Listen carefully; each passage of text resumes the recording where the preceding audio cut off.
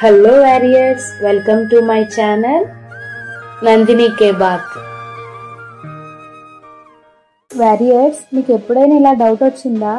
అన్ని యానిమల్స్ లానే సింహం కూడా దానికి ఆకలైనప్పుడే వేటాడుతుంది, కానీ అదే ఎందుకు అడవికి రాజైందో అని ఇప్పుడు చెప్తాను.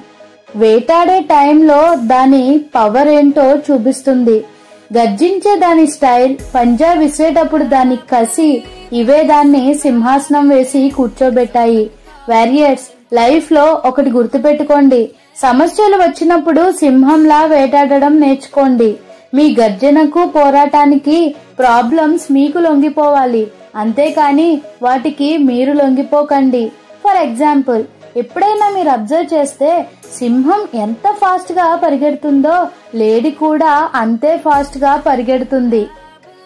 అయితే ఇక్కడ లేడీ తన ప్రాణాలు కాపాడుకోవడం కోసం భయంతో పరిగెడుతుంది, సింహం దాని ఆకలి కోసం కసితో పరిగెడుతుంది.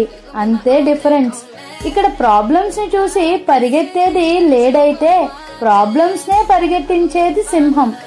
సో ప్రాబ్లమ్స్ చూసి లేడీలా భయంతో పరిగెడతారో లేక సింహంలా పోరాడతారో, చాయిస్ ఈజ్ యువర్స్.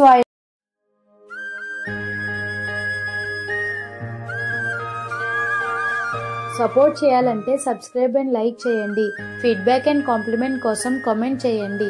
వేరే వాళ్ళకి హెల్ప్ అవుతుందంటే షేర్ చేయండి. నోటిఫికేషన్స్ కోసం బెల్ ఐకాన్ని క్లిక్ చేయండి.